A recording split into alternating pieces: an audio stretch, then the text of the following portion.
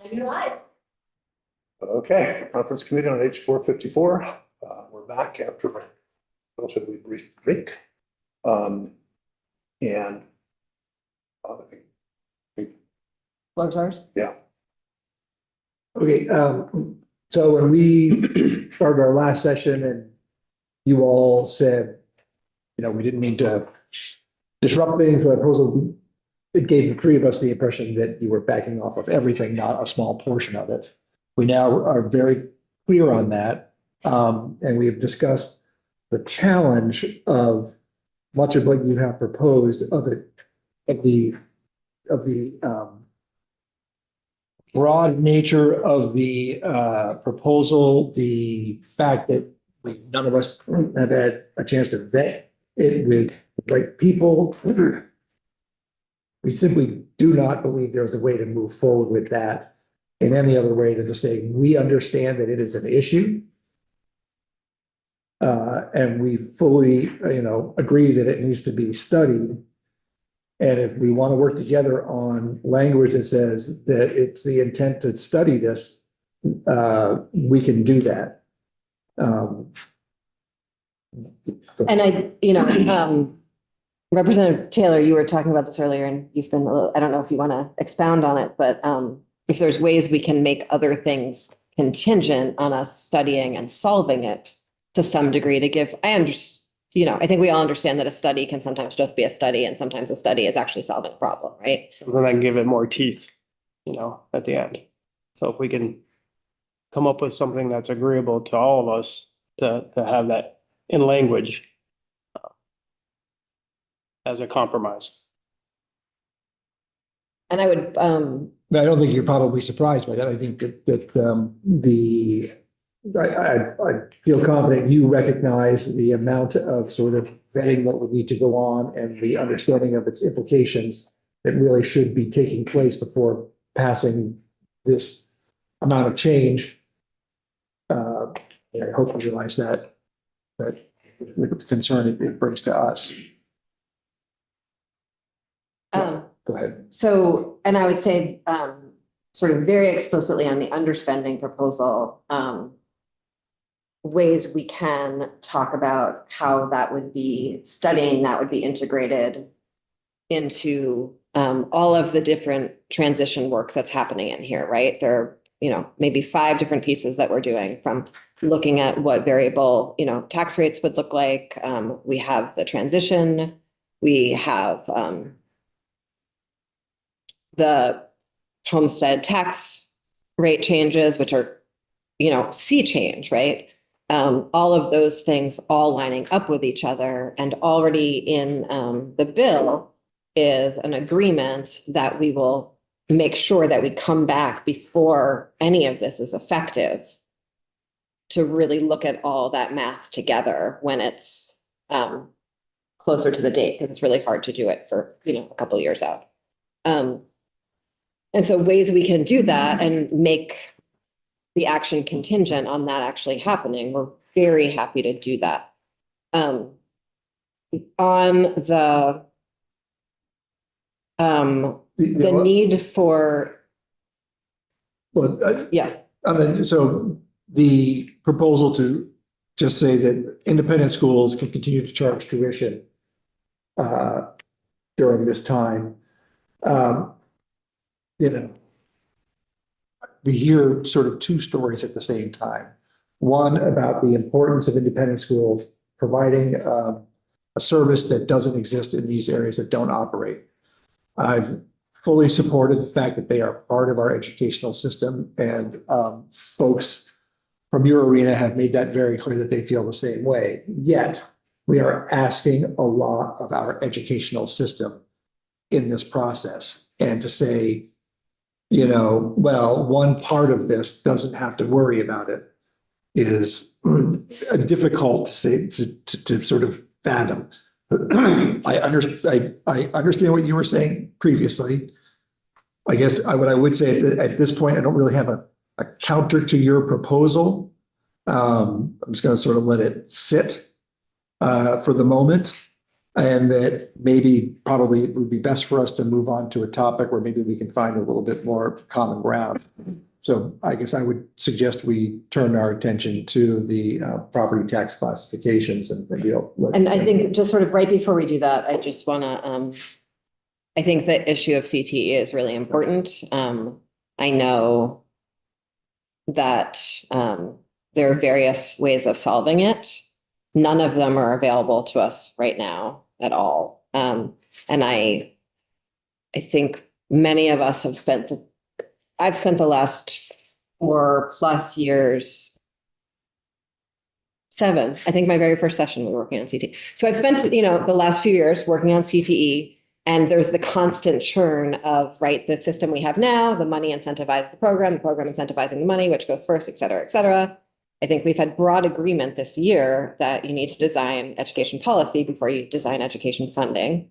And so when we're working, and I think it's really important to account for those costs in the overall system. And so want to find a way similar to what I think, I hope we can do with special education, is say that these costs will be covered by the current system, by the system as proposed. And we are going to figure out the possibility, but we will do it in a way that doesn't cost the overall system more money. And so to just make sure that we are accounting for all of those things going into the future as we make these huge policy decisions about how that's delivered, and whether that's a very mixed model or consistent model, I think is for a future legislature. And I fully support that we need to take a good comprehensive look at career technical education and how it's delivered and how it's funded.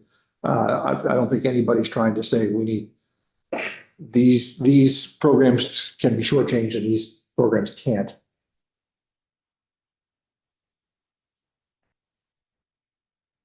Yeah. Tax classifications, or do you all have questions, responses? I think also in here was starting the foundation FY29. Do you accept that? I think if we're going to move I think if we're going to move a date, we have to move all the dates. We'll save that, see how we move along here. Okay.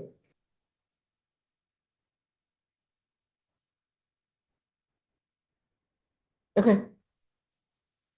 So I'm not sure what else much I have to say about this, but if we are concerned about Vermonters' ability to pay their property taxes, folks who are, older Vermonters on a fixed income living in their homes, middle-class families trying to make it work, Vermont's taxpayers, a lot of that's going to be addressed in the changes in the homestead property tax system. And that's a very, very important part of this work, right? And I really appreciate we've come to agreement on that. And we're working on all those transition pieces together, and I think that's great. We're going to still need more levers, right? We always need more levers, especially given, I think, maybe some of the instability in sales tax in the future, possibly, right? We've talked about sort of the third party in this room. I don't think we've talked, maybe because it's too terrifying, about the federal landscape and how it's going to affect all of this, right? That thought has crossed our mind. Of course, it might be too much. Yes. Deal with them tonight. Yes. And so if we are going to be planning for that future, if we are going to be able to have the policy tools that we need in order to be flexible and ensure that our education system is fully funded in a way that Vermont property taxpayers are able to have stable property taxes, we're going to need to add more policy tools to that toolbox. And in order to set up a system where we can tax second homes differently from rental apartments, differently from businesses and farms, we need to start that process now. It is a big project for the tax department. I have full faith they can handle it. They're unbelievably capable people. But if we don't start that now, it's not going to be ready for when and if we need it. It's not a switch that we can turn on. And I think many of us have been trying to turn that switch on for a couple of years and keep on hitting the wall, the administrative wall. And so if we're going to ever want to do this in the future, we need to start the policy now, or we won't be able to do it in the future. And so the decision about whether or not to tax another category more is a decision for a future legislature if it's needed. But the ability to do it is what's in our hands now. And we are closing off that possibility for the future if we do not turn that lever on now. And so when I think about having this policy, this whole package be responsive and be preparing us, I think we would be doing Vermonters a disservice and future legislatures a disservice if we were not preparing ourselves for that. I know that most people think of this in the context of taxing second homes, which certainly is a very attractive to many Vermonters. It also enables us to lower property taxes on apartment rentals or rental properties, which is something that's also a major policy goal of this body. If we were talking about doing a land value tax ever, which is a proposal that keeps on coming back, that is also, this gives us the tools to do that. It is not about raising new revenue necessarily. It's about making sure that our property taxes are able to be nuanced and responsive in the face of all this other stuff. Because if we want to keep property taxes stable for homeowners and landlords, we can only do that if we create other sort of valves to turn on and off. And so that's why this is in here. That's why it's sort of an intrinsic part of this proposal. We share all those goals. I know that. We've been talking about for years. And I think it's just how we went about it. I mean, you had the bill for 2.5 months. We had it for 2 weeks, if that, with floor time cutting into it. We have half a day. And we just didn't get the time to even start about feeling comfortable making the divisions now and doing the definitions. We know there's a lot on what do you do with something that has a store downstairs, an apartment upstairs, and I live in the room behind my store. The multi-use kinds of things. Our idea was we sent it to the tax department and said, fill it out. And they came in and a pretty interesting thing on just the challenge they're having on defining the property transfer tax with what is a year-round house. And if we define it wrong and it's how many inches of insulation, we might find we remove.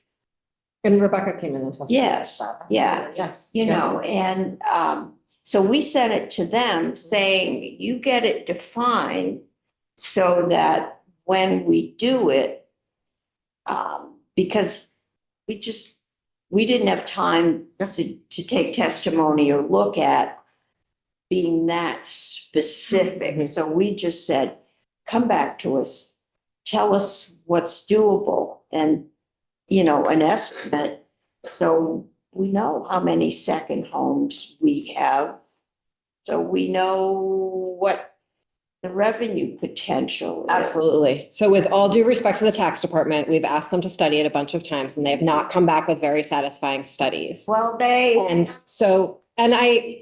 motivated. Yes, with all due respect to the tax department, yes.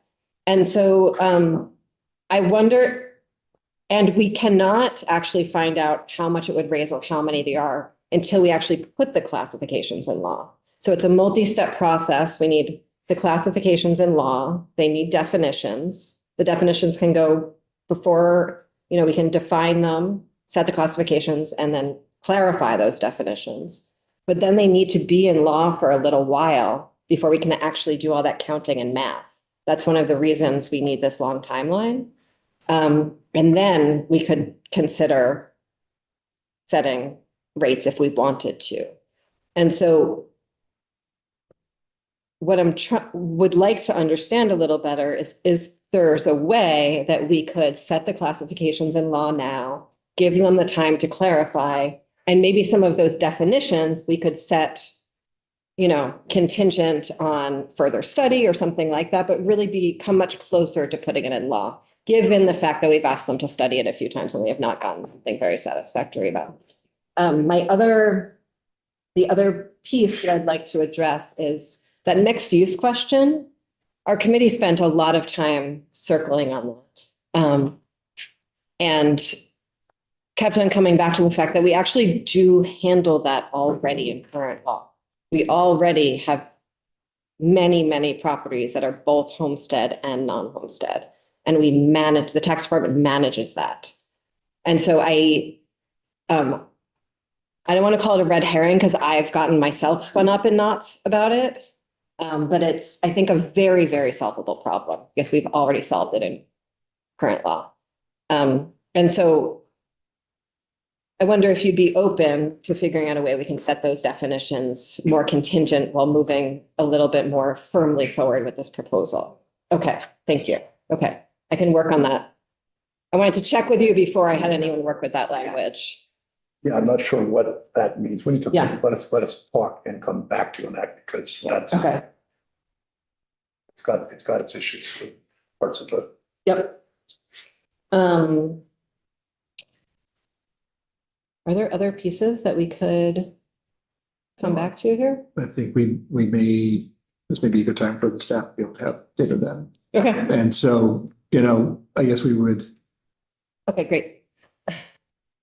ask that in your considerations and in your thinking, that you please consider a lot of this stuff that is new, wasn't in our proposals, is somewhat vast and unvetted and not easy to explain in the next few hours, as to how we can address that, but in a way that is serious, and as you said, with a little more teeth about making sure it's sort of a forcible study that will result in steps forward.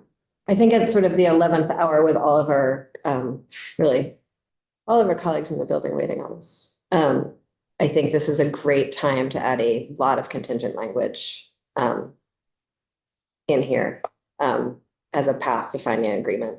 And so I'm happy to work on some of that. Would love if you could bring some of that and we can discuss that amongst ourselves. Okay. How much time would you like to regroup? 7?